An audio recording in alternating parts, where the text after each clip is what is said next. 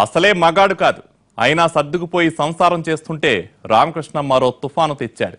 అతని పోరు పడలేకపోయింది. ఆమెలో సహనం నశించింది. ఫలితంగా దారుణం జరిగిపోయింది.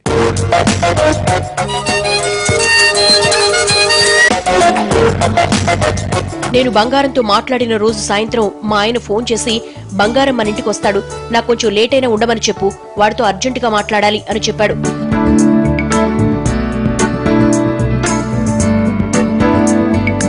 ఆ కాల్ కట్ చేయగానే బంగారం ప్రత్యక్షమయ్యాడు.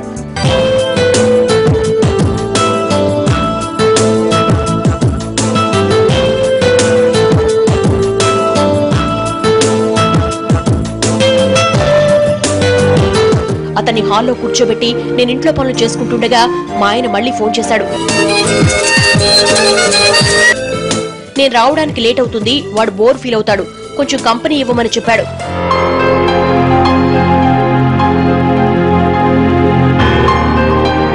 నేను అయిష్టంగానే బంగారం దగ్గరికి వెళ్లి, ఎలా ఉంది మీ సినీ ఫీల్డ్, పెళ్ళెప్పుడు అని అడిగాను. దాదాపు అరగంట సేపు మాట్లాడుకున్నాం.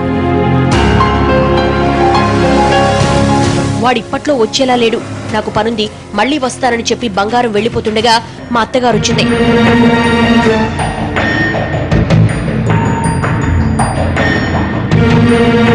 ఒంటికాలి మీద లేచి అరిచింది, నీకు వాడికి సంబంధం ఏంటి? సూపర్ మార్కెట్లో మాట్లాడుకోవడం, ఏకంగా ఇంట్లోనే దుకాణం పెట్టావా అంటూ నన్ను నానా మాటలంది.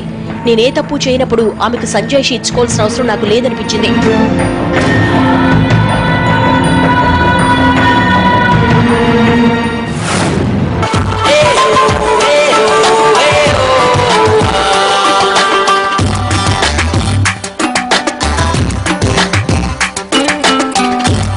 మా ఆయనతో నేను ఎక్కడికి వెళ్లినా అక్కడికి బంగారం వచ్చేవాడు. కాకతాళీయంగా కలుస్తున్నాడా, కావాలని వస్తున్నాడో నాకు అర్థమయ్యేది కాదు. ఇప్పటికే మా అత్తతో ఓ నరకం, మా ఆయనతో మరో నరకం అనుభవిస్తున్న నాకు బంగారం రూపంలో మరో నరకం వస్తుందేమో అనిపించింది.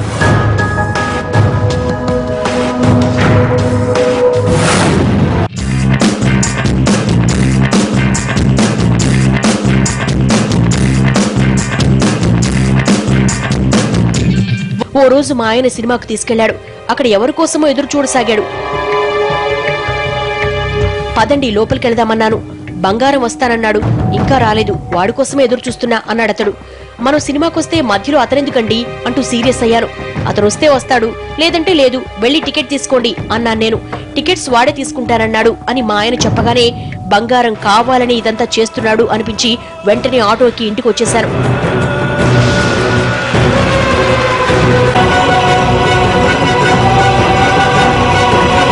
ఓ గంట తర్వాత మా ఆయన ఇంటికి వచ్చాడు. అలా వచ్చేస్తే ఎలా? నువ్వేం చిన్నపిల్లవు కాదు, మధ్యలోనే వచ్చేయడం సంస్కారం కాదంటూ నాకే నీతులు చెప్పుకొచ్చాడు. నేను కావాలని మా ఆయన దగ్గర బంగారం ఫోన్ నెంబర్ తీసుకున్నాను. ఓ గంట సేపు ఎక్కడైనా మాట్లాడేందుకు ఏర్పాటు చేయమని బంగారానికి చెప్పాను. అతడు కూడా నాతో మాట్లాడాల్సి ఉందన్నాడు. ఊరి చివర అతన్ని కలిశాను. నేనెంతో కోపంతో తిట్టాలని వెళ్లాను, కానీ బంగారం మనసు అర్థం చేసుకోలేకపోయాను. ఆ రోజు నేను విని తట్టుకోలేని విషయం ఒకటి చెప్పాడతడు.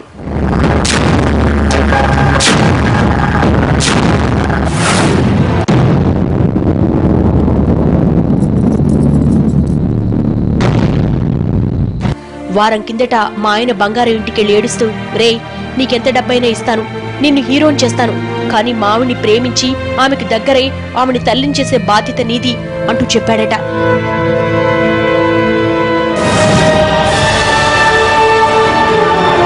అతని నిజస్వరూపాన్ని బయట పెట్టాలనుకున్న బంగారం ఆ విషయం నాతో చెప్పడానికి చాలాసార్లు ప్రయత్నించాడట. ఎలాగైనా నన్ను నా భర్త నుంచి రక్షించాలని చూశాడట. వద్దురా, ఆ అమ్మాయి చాలా మంచిది, అలా చేయడం కరెక్ట్ కాదని మా ఆయనకు బంగారం చెబితే, నువ్వు కాకపోతే ఇంకొకరితోనైనా ఆ పని చేయిస్తా, కానీ నువ్వు బతికుండవని బెదిరించాడు.